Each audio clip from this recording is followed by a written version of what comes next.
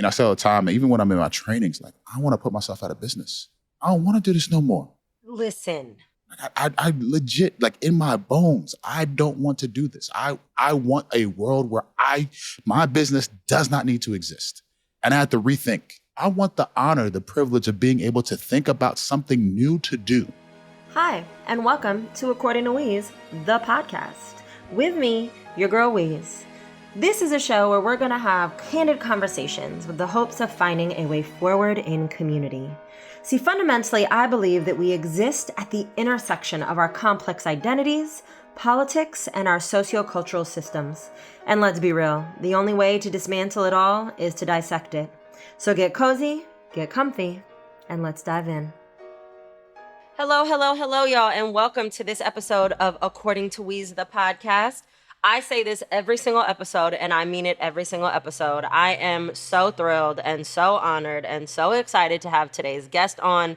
Y'all know that I say this every time, and I truly mean it. I am so blessed to be in community with some of the people that I am in community with, and I never take their time, energy, efforts for granted, so I like to shower them with accolades and love and affirmation and give them their flowers.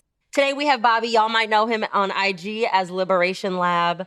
Just all around phenomenal human, educator, dad, just all around dope human, doing, living, breathing, leading liberation.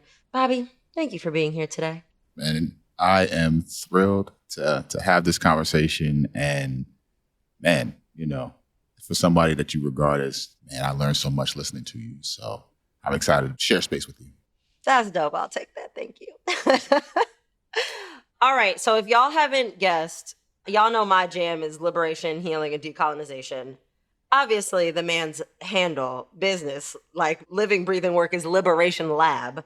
So we're talking liberation today. I need you to buckle up, though, because this is not necessarily going to be your like ooey gooey feely liberation is love. I mean, it is, and we'll get there and we'll talk about it. But we're going to have a real honest conversation about liberation, living liberated, and what's happening to liberation theology, liberation work in real time in the world. So if you're expecting just, unicorns and roses and cotton candy, you are listening to the wrong episode. Not this one. No. Yeah.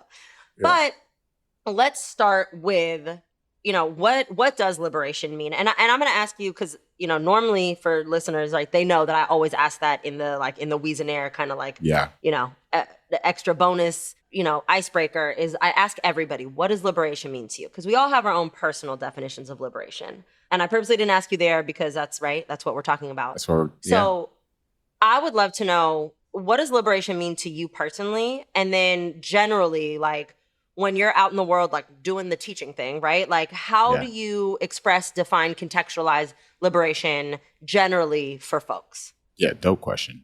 I tend to ask that question, so it's great to actually be on the other end. So for me, Mm-hmm.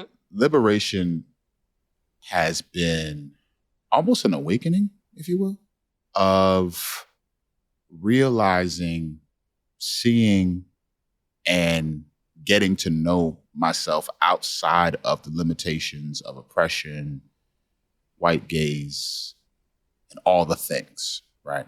So let me give some context when I say that. Yeah. Most people, whoever's, if they're familiar with me, they know, I have in my background a story of adoption, neglect. I have a story of, really trying to grasp for what does it mean to be, and I put air quotes on this one, a man in today's society, right? And while I don't fault her, my mom did the best she could with what she had. And in so doing, I understood manhood to be anti-woman. Because I understood it to be anti-woman, I walk with an oppressive lens because now I'm walking with understanding power and domination to be the way that I need to move forward. So I see women only through a lens of what I can get out of them and not in their full humanity. I see even friendships with other, men as if they're dominating the way I'm dominating, then we're cool. And if they're not, then we're probably not in the same circles, right? It's just this weird space. To look back on it now seems so foreign to me. But for me, liberation has been the work of unlearning and taking off of that understanding of the world, my place in it, and who I am. For me, liberation has been a work of healing, forgiving others, forgiving myself, and being able to walk in a way that I'm not defined by the worst things that I've done, but rather I can walk in a space that says I can acknowledge that, I can be real about that, and yet help others to see that there is a better way because of it. And so I would say that it was an awakening to who I can truly be and not what was placed on me as a lens for survival, if that makes sense. That, yes, makes a lot of sense. And I appreciate that framing of it because, and we were talking about this a little bit before we started recording, right? Yeah. You know, you heard Trudy speaking. This is something that Trudy and I talk a lot about is how do we define and talk about liberation without rooting it in our own oppression, right? Yeah. Like without creating it in this oppositional way. And then what do we do past that? Yeah. And so your own personal experience with liberation, like to name it as survival, which is so much more honest and important to, right? Like that distinction of, yes, oppression is real and blah, blah, blah, blah. We know that, you know, but survival, right? Dominance, power. Yeah. I think that's so important. And then who you are now, right? So given that this is your personal, right? For you, that's your definition of liberation. When you talk about liberation to others, right? If somebody was just like, Bobby, how would you define liberation just for folks in general? Do you define it in the same lens? Do you, is it a little different? I always use the language of, and this is like teacher talk or whatever, but like it helps me, a differentiated liberation. So when I say that, I mean, so let's take the analogy of the classroom, right? And you know this as an educator. I come in with a lesson plan. My lesson plan is supposed to be for all, let's say, 25 kids in my class. When they come in, they're going to have 25 different needs.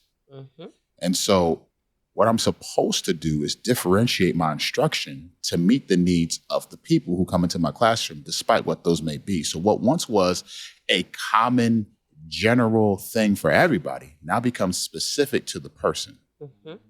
And in my dreams, when I'm not limiting myself in my own mind and I'm really thinking about it and dreaming big, liberation for me looks like that. It is, let's really build an individualized liberation plan for you. So not what are the things that, and you do have to assess what the damage is, right? You do have to take inventory and take stock, but I think that's only the starting place, right? That's the thing that's going to ignite. For me, if I'm really just going for it, I'll give you an example that happened recently. I was talking to a student, had this relationship with this student for a long time, and they are now they graduated college now. God, I'm old. Anyway. Don't you, wait, pause. Have you had like a student who's like college age now or maybe just graduated run into you yet? Yes. And be like, oh, Mr. So-and-so, or for me, it was like, Mr. and whatever. And you're like, you pause for a second. They're like, it's me. You knew me when I was in the 4th grade and I'm about to get married. And you're like, oh, hell no. Like, get away from me. When did that happen? Right. Hell old. I taught, and then I had so people that I graduated high school with. So I taught in my old school for 4 years. And the people that I went to school with had kids that graduated that had kids. I said, oh God. Yeah, right. Yeah. Wait a minute. Yeah. Okay, sorry. I deterred you though. So no, you're good. Ran into a kid, graduated college, kid you used to teach. Yes. And so we're having this conversation about who they used to be. They used to be really angry. And I used to be the object of that anger for some days. And for them, it wasn't that I, was like they learned this lesson on math and it changed the world. It wasn't that. They probably forgot a lot of things that I taught them, but they said to me, it was that I knew that regardless of what I did, you were always going to give me another chance and you were always going to see me for the best. That changed things for me. And I'm sure they had many experiences, but that's the thing that they remembered about me. And this kid is, they've gone to college. That was the choice and that was their pathway. And now they're doing things for themselves in a way that if you would have looked at that student at the time that I had them, you would have said, nah, because that's the middle of the story. And so for me, when I see truly viewing liberation is that we're not going to look at the beginning chapters and say, all right, I know the conclusion of the story. Liberation means, we're going to rewrite this thing. We're going to rewrite this book because what's been written for you thus far has been based on an author who does not love you, right? Yeah, that's deep. Yeah. And when you get to a point where you realize, okay, there's something more out there, that your story doesn't have to be written within a lens of oppression or poverty or lack or, a disembodied life where you feel like you can't be good enough in your black or brown skin, that you can't be straight enough or gay enough or whatever those things are. Like you feel like you're never enough. When we start to really be and truly walk in liberation, for me, it is, man, that story is going to be amazing when you truly realize that who you've been is because the hand that wrote your story doesn't truly love you. I love that. Like, I'm even just sitting with that in the moment because it says all of the things in a way that really gets down to it, right? And for me, my liberation started with bell hooks. I think a lot of our liberation journeys might have started with bell hooks, but my own personal liberation started with bell hooks. And so when you talk about it being written by an author who does not love you, that harkens back, right? Like All About Love, which there are 2 books in my life that I read over and over again. And one is bell hooks, All About Love, and the other is Paulo Coelho, The Alchemist. And I got my hands on The Alchemist in middle school, and I was not introduced until All About Love until my senior year in high school. So still pretty early, right? Shout out to the educators who put these books in my hands. Aize Jama Everett being one of them, saved my life in high school. I literally, anytime I can, I give him his flowers. But anyways, neither here nor there. But so this idea of love, right? And I'm taking a little bit of a left turn. I wanted to get here later, but you already named it. So it's super powerful. And I want to talk about it. So love, to me, the way that I view liberation, is really the cornerstone of liberation. I think a lot of people look at liberation and they immediately think revolution. They think rage. They think anger. They think, oppression. They think our brains inherently go to the trauma and to the harm. And rightfully so, we have a lot of it, right? And our pain, that's how our pain comes out, right? Because all we really want is to love and be loved, right? We want to be able to have the space to love ourselves fully and to love others fully. Yes. That's how I view it, right? Again, shout out bell hooks, radical love. But I would love to hear just from you, right? Like, if this is the way that you're explaining liberation to folks, right? And you're teaching it and framing it, how does love play a part for you in the process, in the work of liberation? Yeah, I think liberation fails if we're not leading with love and leading with empathy. I think those things I think one's a byproduct of the other, right? I don't think we do empathy without the love factor. So when I say love, I think it's embodied in the essence of how I define like community, right? We use these buzzwords, but here's what I mean. When I make your problem my problem, I truly care about you. Yeah. Right? It becomes personal to me. And you see this, and I think, for example, the slight tangent, we see this in schools all the time where it becomes like a problem for us as educators because we're always on this time. We're fixated on getting this thing done at this time. It's a thing, right? And you see it with students all the time where something happened that was wrong, or they viewed it was wrong. And you see other people saying, no, that's not what happened. And we'll reject the fashion in which they do it. We'll say it's not the proper way. And in the process, we'll kind of like devalue and won't even recognize the fact that that student cared enough to say something about somebody else's issue. And we miss that moment. But in that moment, what they've done is put themselves on the line because they could be ridiculed, thrown out of class, receive a whatever those things are. And they put it all on the line for somebody else. Well, if we're not looking to these babies to lead us and how they do things and seeing that as a paramount to how we should be living this thing out, I don't know what we're doing. And what you'll find is, and you'll know that liberation isn't fueled by love when the freedom for a group or a person becomes oppressive to another. Mm. So I want my freedom, and I want, let's say, for example, me, black male in these yet to be United States of America, I want to be free of oppression. And so I'm going to fight for it. And I'm going to do it in such a way that begins to liberate all black men everywhere. Mm-hmm. And I can do that to the detriment of black women very easily. Mm-hmm. It happens all the time. Yep. There are black men who will talk about and be mad. Like, I've had black men in my comments, in my DMs, say the most hateful crap to me because I choose to center black women in my space. And like, well, what about black men? I'm like, you must not realize how the whole thing is set up. Yeah. Because if I amplify this, I'm amplifying me. This is happening. And I'm not doing it for that reason, but it's embedded in the process. They're dealing with all that I have coming at me and all the stuff that misogyny and sex and all they're dealing with all of that. And so when I amplify, it's for all of us, yet all you see is yourself. Mm. And that's when you know that liberation isn't led with love, because people only see themselves in it. And then that's when all the capitalism and all the things we were talking about comes in. We're truly led with love, we truly lead with love. Then again, I make your problem my problem. I don't have a problem taking a back seat to ensuring that this thing happens, because I truly believe that it takes all of us. But people say that stuff as catchphrases, as buzzwords, but you know when love is centered, when you're willing to sacrifice.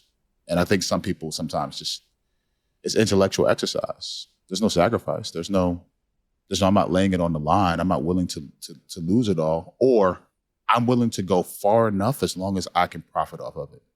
And when if you're not willing to go to the point where, I say all the time, even when I'm in my trainings, like, I want to put myself out of business. I don't want to do this no more. Listen. I legit, like, in my bones, I don't want to do this. I want a world where my business does not need to exist. And I have to rethink. I want the honor, the privilege of being able to think about something new to do, where this doesn't have to be a thing. And even to the point where it's like, when I'm doing a training at a school or with some teachers, I want the things we talk about, equity and justice, I want that to live and breathe in you in such a way that you don't need to call me back no more. I want to come back here. I want you to get it. Yep. But I think that all comes from us leading with love. And I've been talking for a minute, so I definitely want you to jump in there. No, listen, this is your show. I'm just here to hit you with the alley-oops. Yeah, no, you said, I don't even have words, because I'm like, have you been listening to me and Trudy's conversations? Because we literally have been talking about this. Like, I was like, I want to be put out of business. And it's a scary thing to have to all of a sudden reinvent or reimagine what you're going to do with your life, Right. But right. like, I want that fear. I want to face that. I want to be like, I actually do know exactly what I would do, but but like, we're bookmarking that. Go ahead. Okay. But like, I want to be put out of business. I want to be like, well, nobody needs me anymore.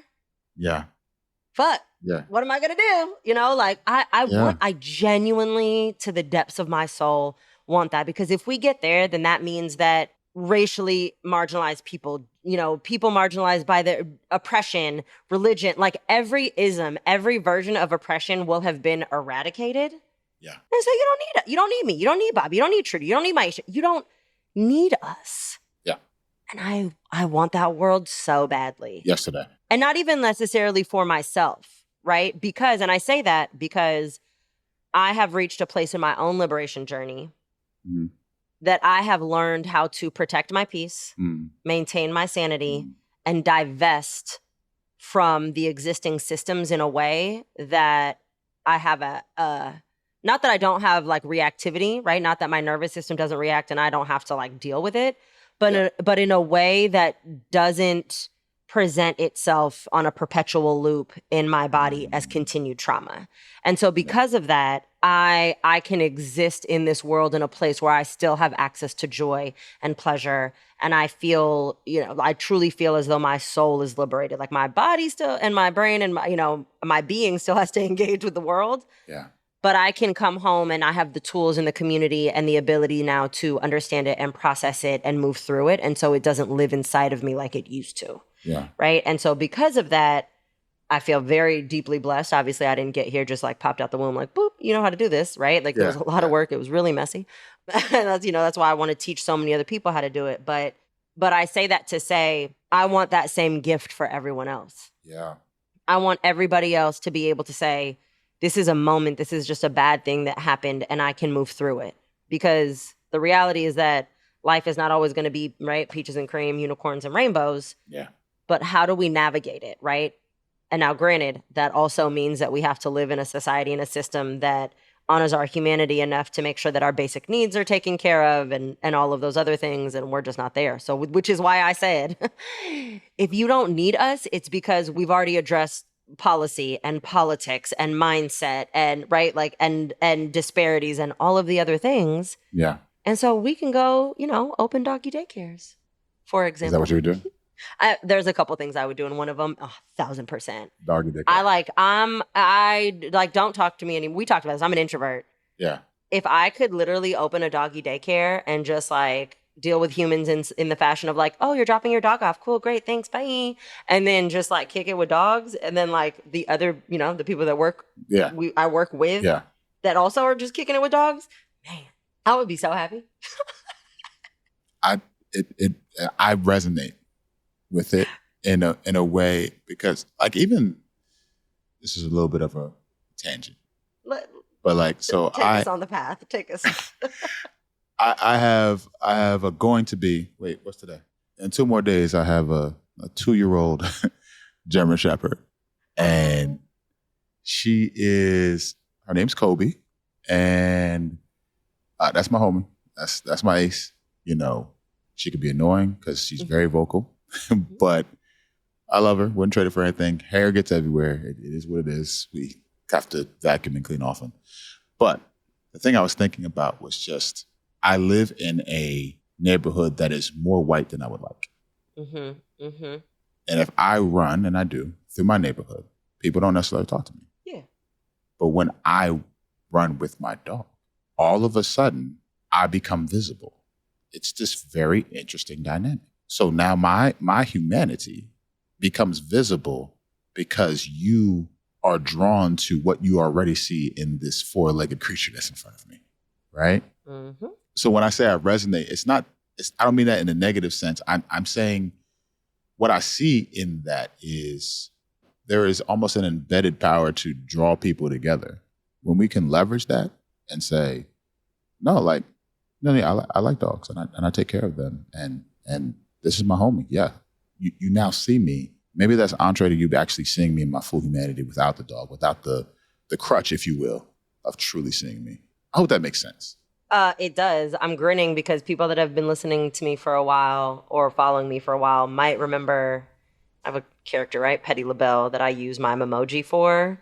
Yeah. And it kind of blew up on the internet in a way, and I don't care because, people always got something negative to say. Yeah. But it was basically her just being like, hey, white people, it would be amazing if you cared about Black people as much as you care about dogs. Mm. And it was like a whole thing on exactly that. So that's why I was grinning while you were talking, not only because I've literally had this conversation on the internet already, but also because Benny and I talk about it a lot of when we're walking Lola, our dog, together, or when he takes her out, on his own, we walk the same path. We live in a neighborhood. So the experience that he has or that we have walking by certain stores or certain neighbors without her versus with her.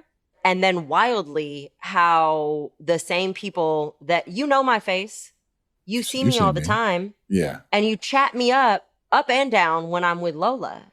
But when I don't have her, you look through me. Mm. So not only just the way that, having the dog humanizes, but how when we don't have the dog, it's it just makes it so blatant and apparent. Yeah. And so that's why I was grinning while you were talking. And I'm like, does it make sense? Yeah. Yes, it does. It does. When you said earlier, you were talking about creating the dog, the doggy daycare and things like that. And you don't want to have to do this.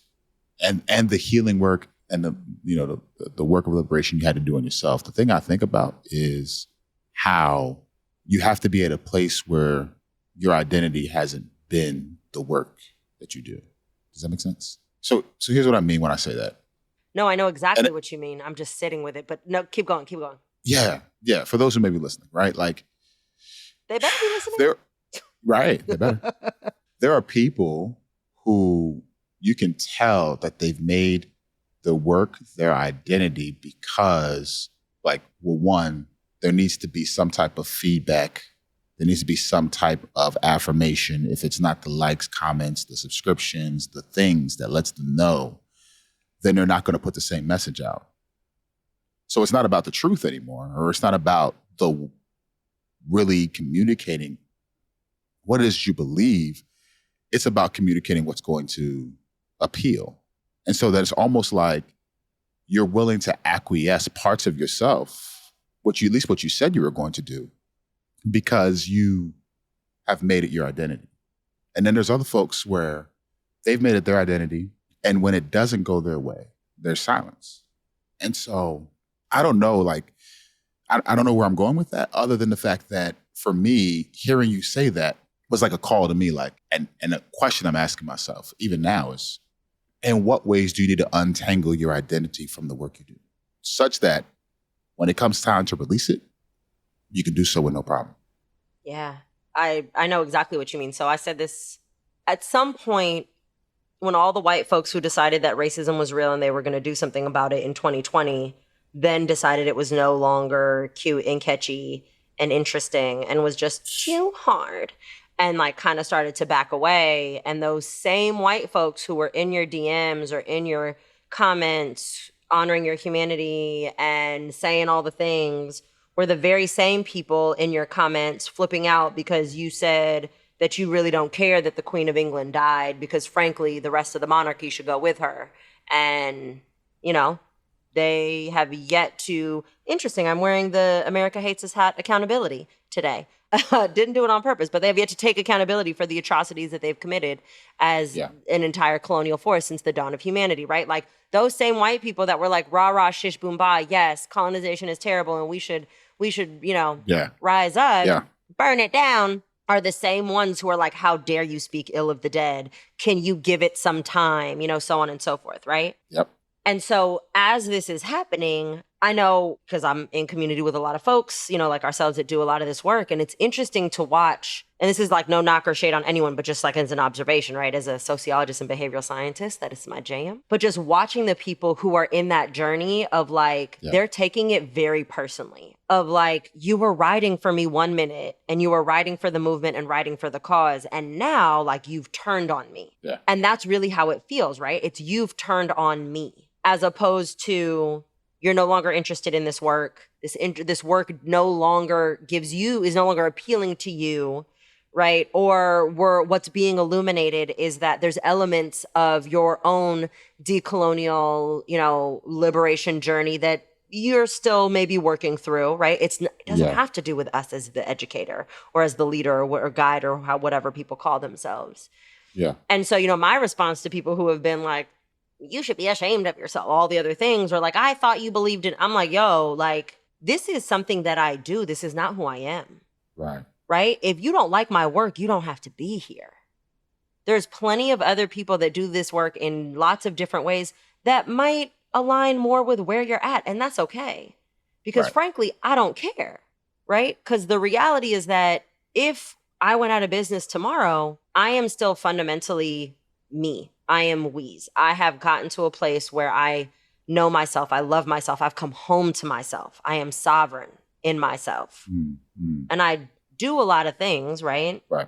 Fred Joseph gave me this language, well, through a conversation we had, he kind of helped me birth this language of saying, liberation is always something that I'm going to do in various ways. And I'm going to use all of the skills and all of the parts of who I am to lend themselves to my own and other people's liberation journey. Now that can continue to evolve and look different, but I'm dynamic and multi-hyphenated. So that's going to look like a lot of different things at any given moment, right? But fundamentally, if I believe that means that then I am not liberation and liberation is not me, right? I am not this work and this work is not me. Yeah. That's brilliant. Spot on. Right? And it's just, it liberates you from all of the things and we're going to get to it because you've been dropping little nuggets here and there. And so this is the left turn. This is the gut punch that maybe people weren't ready for, right? But Okay. we started talking before, we recorded. And I've been very honest about this online. I had a post about it where I told folks, I was like, yo, if y'all didn't like me before, you're really not going to like me after my eye surgery. I heal from my eye surgery, because when I come back from the eye surgery, I'm no longer going to continue to have allow myself to be the version that y'all needed in 2020 and 2021, backed up against a wall, right? The same way that I was pushed into the corner of anti-racism, I have to take accountability. Again, shout out America Hates Us. Look at the universe. I didn't even know. I have to take accountability for my role in it as well, right? Allowing myself to kind of get caught in that. And so all of that being said, we've seen it. So you've given us a couple of nuggets, right? So you said that for a lot of folks, this is an intellectual exercise. Oh, yeah. You said that people will only go as so far as they can profit off of it. Oh, yeah. Are they really willing to sacrifice, right? Are really be in community? That people that are not actually about the truth, they're about what's appealing. And then when it stops being appealing, they stop. Oh, yeah. And so I'm hearing all of this and I'm like, cool, what you're talking about is all of the ways in which liberation has been co-opted and commodified. Yes. 100%. And so we need to have this conversation, because if one more person is like, but no, shut up. I'm so tired of it. I'm so tired of people saying, yes, liberation looks different for everybody. Absolutely. Right? Differentiated liberation, super important concept. But that is inherently different than commodifying an entire framework that has been passed down to us specifically by Black women and femmes, born out of their own need to survive, right? Their own need to create spaces that loved them. Yes. And rewrite narratives that were given to them that did not love them, to then turn around and take things that are very real and post it for the likes or, for the dollars. Oh, yeah. Oh, yeah. So I'm not asking a full question. I'm painting a picture for the folks, because I really just want you to just dive in. Yeah. So to really give a full synopsis of where I'm at and why that is sticking out to me. Mm-hmm. I started Liberation Lab in terms of content creation. Mm-hmm. January 30th. I only know this because I scrolled down. January 30th of, I think, 2021. Okay. And even then, my first quote was Audre Lorde. Mm-hmm. It's my first quote. Right? Without community, there could be no liberation. Part of that was twofold. One, I'm centering the voices of Black women. That's what I'm going to do. Two, there was a part of me that still, limiting mind, limiting beliefs, didn't believe I belonged. My voice belonged. Okay. And so what I saw in myself, and you could even literally track it now, doing what you do is, I know you scroll back and you could see it. But there's a point in which I started to believe in the power of my voice, and therefore the content began to change. So what you're seeing is almost a journey in not just liberatory thought, but a walk in this thing, a belief, almost a conviction, if you will. And I get into these spaces and I'm naive as hell. Because I'm oh man, so-and-so or this person or that person has this amount of people or this thing. And so maybe they're doing this work in such a way that's resonating with folks. Let me take note, because, I'm trying to observe and I'm trying to take note. I'm trying to learn. I'm trying to grow. So I'm oh man, let me listen. And everything looks really good on the surface. Mm-hmm. It is this wonderful cake. Wonderful icing, if you will, but a horrible cake inside. You know what I mean? Mm-hmm. It's, and I get it. For some people, that's just where they are. But I wish we would just be honest about it. I wish that we would just say, this is what I'm in for, and this is what I do, and this is why I post what I post, or do what I do. But I think that there is almost because we don't have, and this is going to be probably a rabbit trail, but I'm gonna say it anyway, because we don't have, by and large, we don't have frameworks to deal with nuance and complexity. We will simplify the hell out of liberation to the point where now when we're looking at people, because something has a glimmer or a piece or a sliver of truth or a sliver of, maybe they quoted somebody, they get a pass because that's all we needed to see in order to get them there. And so now we can't tell the difference between somebody that's actually really trying to do it because we don't know how to deal with nuance and complexity. We can't say, oh, okay, I could see where this person made this right here, but they went really wrong over there. We don't do that anymore. It's all binary. Good, bad, in, out, right, left, that's it. And so in my journey, what I've seen is people that I once thought, and mind you, I'm in a little corner. Like I'm in, a teachergram space. It's not even like the fullness of, like, I'm learning new people, being connected to like people like yourself, being connected to Maisha, being connected to Kina, and so many others. I'm learning there's so many other people out there, which thank God for y'all. But in that process, what I'm seeing is there were people where COVID forced them to pivot, and then they saw what could happen and profit for them. And then they saw liberation or even liberatory thought or even a liberatory quote as a means to an end and not a vehicle for actual true freedom at all. And so when I started to come, and I'm in this naive space and believing like, oh man, I began to see like, dang man, like, what are we really out here for? And I get cynical. There's a space where I had to, like, I was doing this live, spend with yourself, like every week. I was bringing on people. We talk, because again, I believe in this community. Like I believe in the ideal, and it keeps me going. But there was a point where I was like, man, I can't do this. And I just stopped. Like for the whole summer, I was like, I can't do it. Because I got so cynical. Because I started seeing people that were connected to, again, profit and commodity and all the things. And then I don't think I was frustrated that it happened more than I was frustrated that people didn't see that it was happening. Yeah. Yeah, I'll pause there. That's what I was thinking. Yeah, so I'm gonna say something really honestly that I like have not typically said, but I've gotten to a point where I'm like, fuck all of this. So I don't care. Y'all can cancel me, frankly. Because that's what people like to do, right? And I've talked about this. I'm like, cancel culture is a lie that has been fed to us by white people. Because if you actually talk to anyone who is melanated and believes in community, we orient towards redemption culture. We'll give you a chance to restore harm. If you choose to double down on your harm, you did that to yourself. We didn't do that. There is a difference. Anyways, but y'all could do what you want with this. I have been called mean. I've been told I'm a hater. I have been told that I am salty. I have been accused of like saying certain things about other platforms because they have like 1 million followers and I have however many followers I have. Yeah. And I don't care because I have said the same thing. I got on the internet.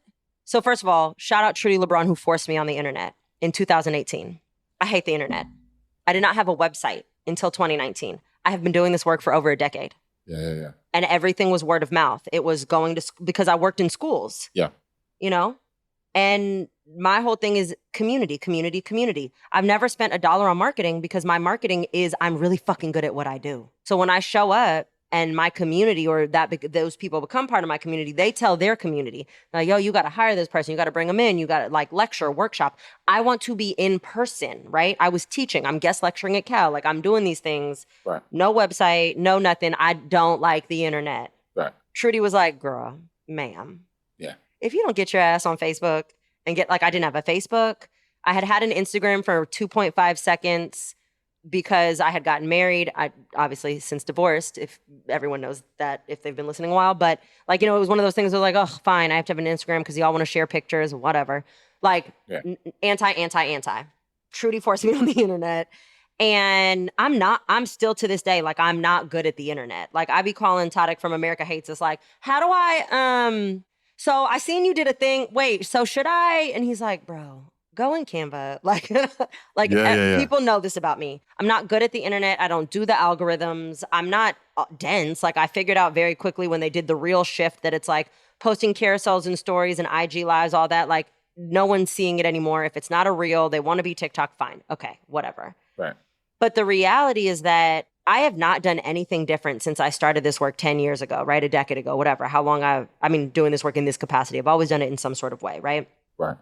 I've not done anything different. I've always shown up, authentically been myself. because I've done this work on myself, done my thing, been who I am, right? The reason that I was able to, at a time, this is not true anymore. The reason that I was able to grow my platform in the way that I did is because as an educator, and truly an educator, because I think there's a difference between teachers and educators. Teachers will show up and they get paid to be in classrooms with kids. Educators are actually invested in the education and the development of a child holistically, and not just children. Actually, you can be a learner at any age. So, but my background is working with kids. Anyways, Right. So I developed an actual educational pedagogy. Yeah. That is rooted in liberation, that is rooted in differentiated learning styles. It's rooted in actually meeting the needs of my students. And I have always said that my goal as an educator is to take high-level concepts and make them digestible for all learning levels, all understanding levels, rooted in nuance and complexity. So the reason that people have gravitated towards me isn't that I'm, so much better than you at liberation or anyone else. It's just that they've resonated with that fact, that my goal has never been take a quote and put it on the internet. I don't give a fuck whether 4 people like it or 400 million people like it, right? Yeah. That doesn't matter to me. What matters to me is the message. Are you learning, right? So I say all of that to say my critique, because of that, and I feel really passionately about it, and everyone now likes to call it, you're a hater, you're salty, or whatever, and I'll say the account's names because I've already put it on the internet. Accounts like So Informed, accounts like The Progressivist. I've gotten into it with them already, right? So Informed, when shit popped off with her, I offered her my courses for free because she was fucking up. Right. And I invited her in. Did she take me up on any of that? No, I was checking on her. How's your spirit? How are you? I know this is a lot for you, but there's a learning opportunity here. Here's an opportunity for you to do better, for you to actually bring in the melanated folks that you're learning from, compensate them properly, blah, blah, blah, blah. Was any of that done? No. Right. All she did was pivot, change the name to make it right. Like, again, whiteness, but it looks nice. Yeah. It looks great. It's a little tidbit. The Progressivist, same thing. Hey, you're hell of transphobic in all of your language. Ooh. He told me to go fuck myself, like legit, and then blocked me. Like, I have the screenshots, right? And I don't bring that up to be like, go for these people. But when you're giving them the nice version, it's my show, so I'm gonna go hard, right? Like, what I hear you saying is those types of accounts that are not teaching anyone anything, that are reposting folks, and they repost a lot of people that I respect. Yeah. But my point is, why aren't you actually going to your page, to Fred's page? Why aren't you actually going to an account, Jazz with the Smoke, is like a political, she like posts a lot of political content. Yeah. Why are you not going to the actual melanated folks who are posting this, who are really in the work, who are doing it maybe messy, maybe imperfect, maybe it's not pretty, maybe it's not repostable, maybe it actually requires you to engage. Right. But why are we falling into that hole, right? Because they've figured out something very simple. As long as it looks good, as long as it sounds nice, and as long as it's appealing, they can make money off of it. And the more money they make off of it, the more followers they get, and the more followers they get, the more that Instagram shows their content instead of the folks that are really in the weeds, right? There's no reason that Kina should not have 100 million billion followers. I'm always amazed. You know what I'm saying? Yeah. Like, it 100%. doesn't make sense to me. Yeah. I mean, so like, to your point. That's my rant. Sorry. I get really worked up about this. Y'all could call me a And I hater. You can call me appreciate salty, whatever. You know what? It's so I'll say 2 things. One, the boldness of naming names is sometimes, it's why people will completely rip kicking and screaming out of context MLK, but will wholeheartedly avoid Malcolm X, right? Say it again. You should be more like MLK. But it's like, you realize that that's like the MLK that y'all completely edited, cropped, screwed, took out, put this together, and it's His own daughter told y'all to stop doing it. Stop. She literally Please tweeted stop. it, was like, y'all got my daddy messed up. And it's like, I'm like, you haven't listened, you haven't even heard of, read, or listened to The Other America. You haven't even listened to his interview where he was like, you're asking us to pull up by our own bootstraps, but as soon as we had a boot to begin with. You're not even listening to this stuff. When that man started talking about economics, when he started getting into the weeds with that, oh, they were ready to get him out, gone, right? And it's like, I say that to say that it's so interesting, I think, in these spaces where what's acceptable is like, I am not out here, to borrow from my sis Kina, I ain't out here policing Black and brown folks on Aretha Franklin's internet. Yeah, okay. That ain't what I'm about to do. Right? We get that enough everywhere else. I ain't adding to your, that's not how that's gonna work, right? White folks can get it all day long at According to Weez, though. I'm just putting it out there. I see it. I think when I how do I say this? Like, I'm even processing, like, and thinking through my own stuff. But like, I think that there is a commitment to the look of liberation more than there is the actual essence, the actual stuff, right? And the aesthetic has to be there, and it has to be, and so liberation has become a brand. It's something that we can, that's identifiable now, like the swoosh from Nike. It's that. And so when we aren't willing to have those like when I tell you, like, me and Kenny will text each other, and I'm like, yo, if I'm messing up, like, I need you to call me on my stuff immediately. Like, please call me out. And I wonder if the reason people don't do that is because they know by inviting the people who are going to do that into your space, it's going to almost, shred some of those profits that you're so accustomed to, or shred some of those likes that you're so accustomed to, or you're not going to be able to navigate through the algorithm the way that you're doing presently. I don't know. Like, I'm even reflecting now because, like, even to your point, like I've added them. They've amplified and whatnot, but I haven't even considered the fact that on the other side of that, there may be other things, and you know what I mean? Mm-hmm. And I want to be clear real quick, not to cut you off, but please. When I name people is because I have already taken the opportunity to have private conversations with them. And like I said, right, redemption culture, or did they do it to themselves? I give everybody the opportunity to do better once they know better. And I assume that they don't know if they're not doing better, right? Shout out Dr. Angelou for the swagging out of her quote. But, that is my assumption. You're not doing better because you don't know better. So I'm going to extend myself to you and say, hey, do you know better or not? Yeah. Happy, not necessarily going to do hell of emotional labor. Sometimes I might, depending on what it is, right? And where I'm at. And that's a choice that I make moment to moment. But when the response is basically like, yeah, I'm not interested in actually doing better, and or doubling down or gaslighting and using all the weapons of whiteness, who I actually don't know who originated that term. I should probably find out. But, well, now I'm going to put you on blast because you've let me know, right? If we have to be okay, this is how my belief, right? We're okay doing it to Joe Rogan.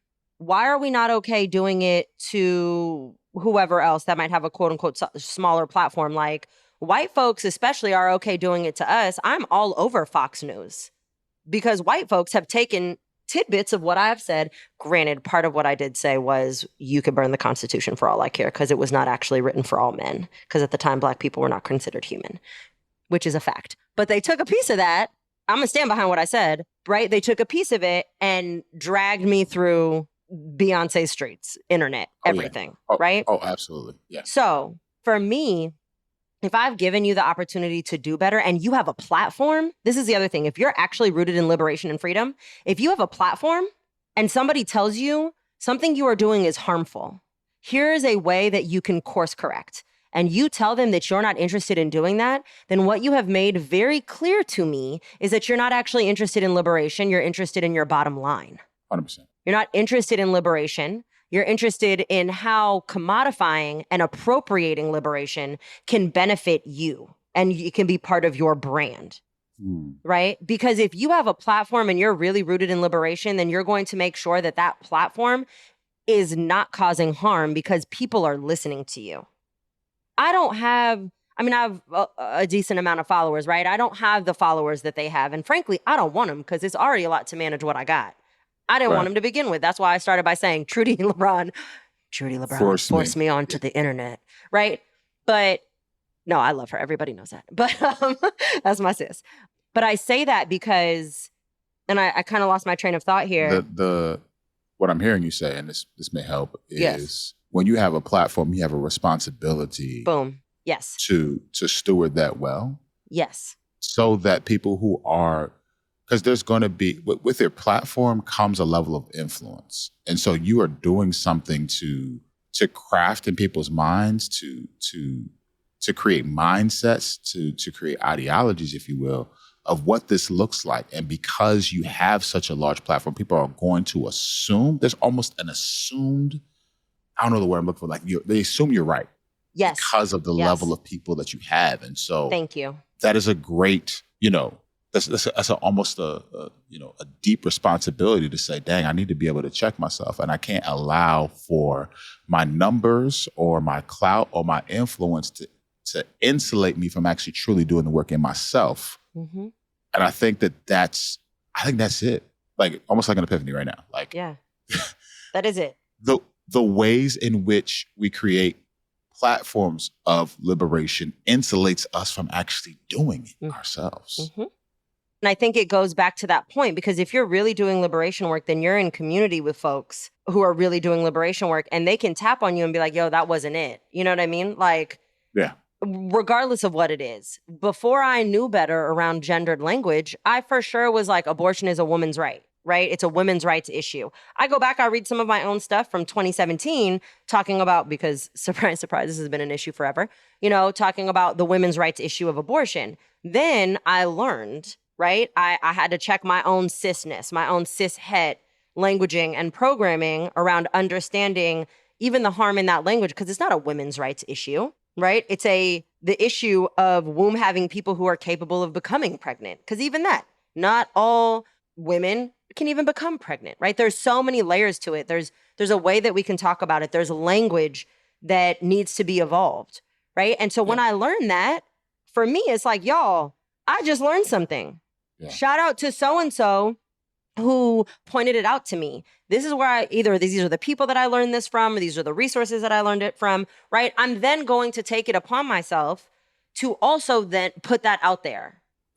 Right? And now, and this is actually one of the things, and this is the beginning of, how I got blocked by the progressivist, was anytime I see folks with very large platforms using cishet or transphobic or cis, right, or doubling down on cis sexism around the rights, abortion rights, and making them very gendered and perpetuating that, it's always like a gentle nudge of like, hey, opportunity to evolve your language. I actually have an entire post that I created, curated specifically with a non-binary gender equity educator, like, gonna send it to you. If you have any questions, like, I'm happy to have that conversation with you so you don't do that with a non-binary or trans person and cause them harm. Like, I'm not saying I'm an educator, but I'll at least be your first line of resources, right? To like point you in the right direction.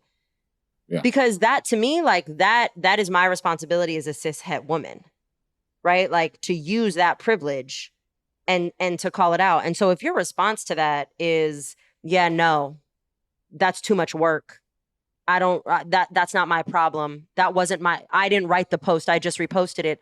Yes, I do that all the time. And there's this wonderful edit option where you can just cross out the word woman and like type in, above, or put it in the caption, right? Like, again, when people are telling you like, I'm not really interested in course correcting or making it right or reducing my harm footprint, because I'm more interested in the ability to respond out of urgency and get those likes and be the first one to publish. Yeah. All you've told me is you're not actually, right? Your problem, let's take it back to what you said. Your problem's not my problem. Yeah. Their problem's not my problem. So you're not actually rooted in liberation. And this, to me, is a call out, and then I'm going to pass it back to you and we can wrap it up. But this, to me, is a call out to all of you listeners. And I've done it before in my stories, and y'all have told me that it does something to y'all. It messes y'all up because you'd be like, damn, I wasn't thinking about this. This is a call out. Really look at the people that you're learning from and following. That's it. Are they rooted in integrity? Do they openly say, yo, like, play as fuck up? Let me know. You don't even have to be in direct community with me, right? Like, I mean, I expect it from you, Bobby, to be like, Weeze, that wasn't it, right? Like, right. But, and vice versa.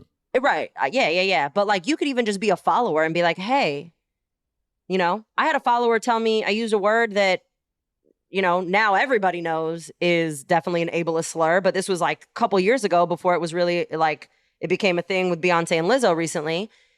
Yeah. And they were like, hey, did you know? Yo, I had no clue. Right.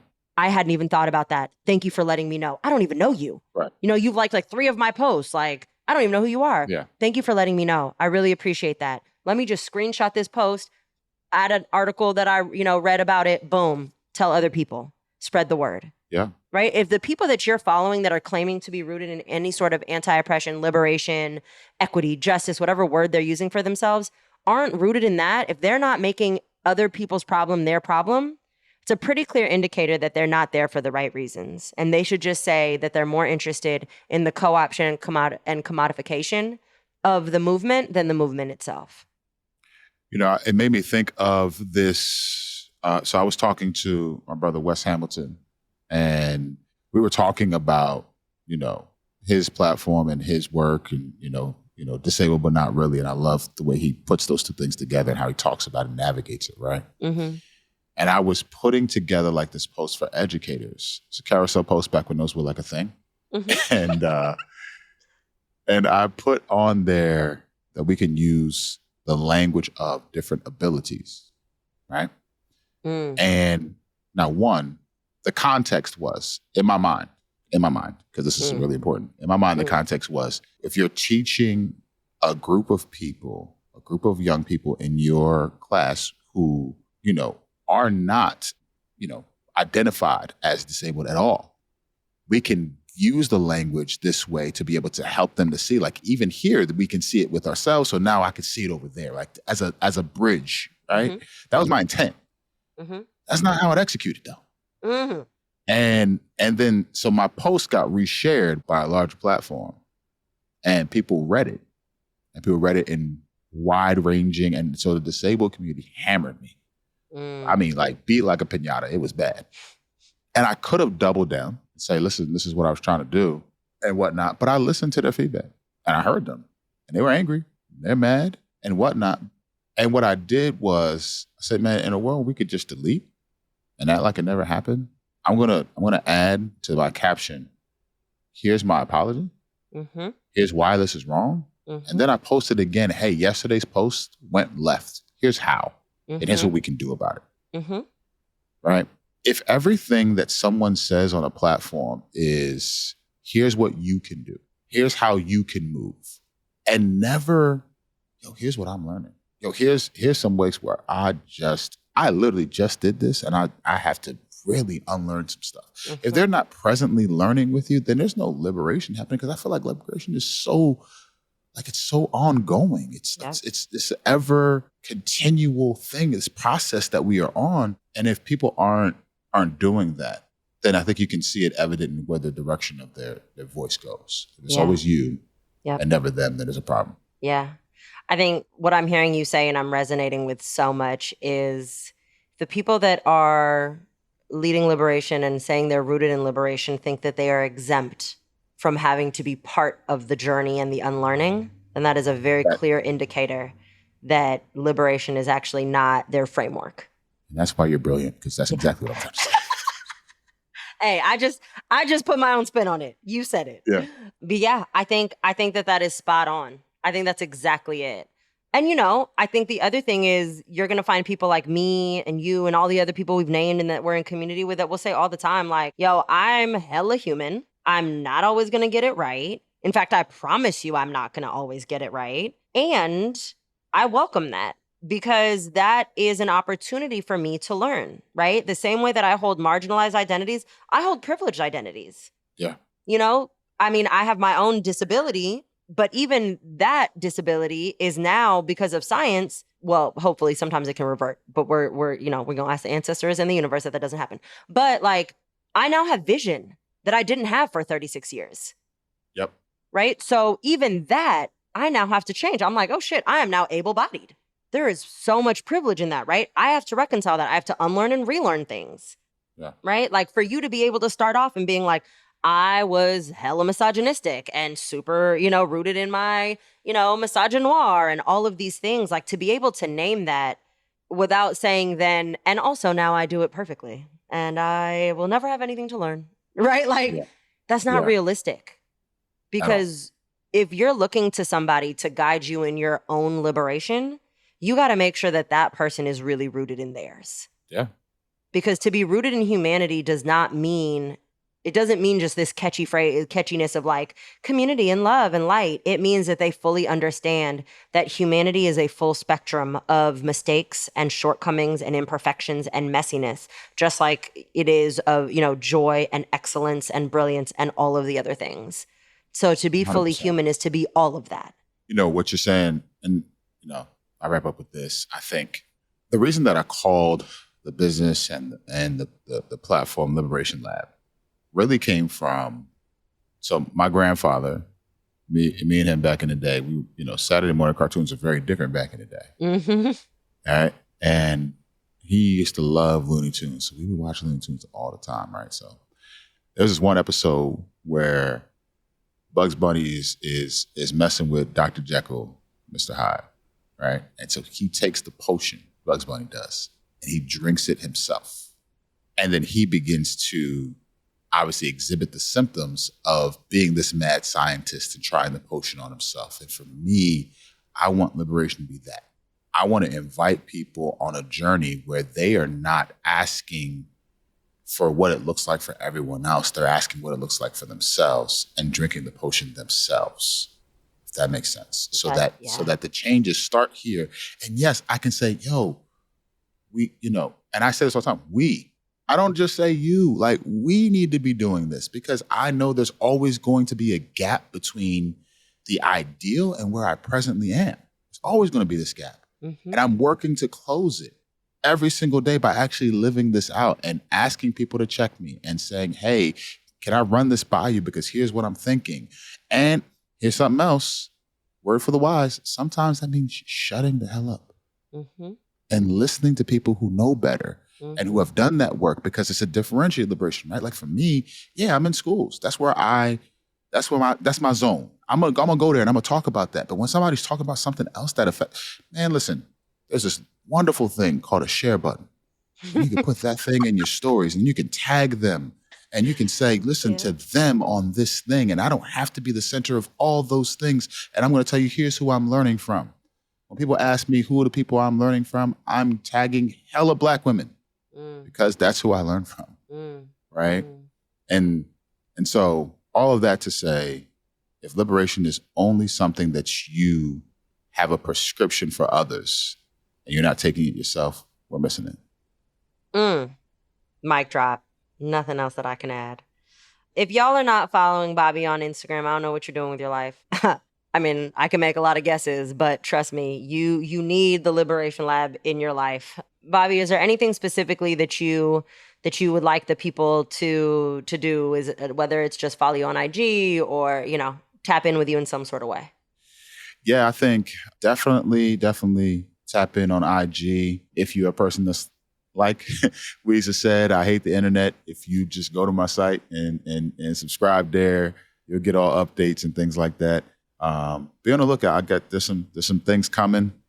For me, I want to build a more transformative space of community. And so I've been really brainstorming about what that looks like and how we could do that together. So that's coming very soon.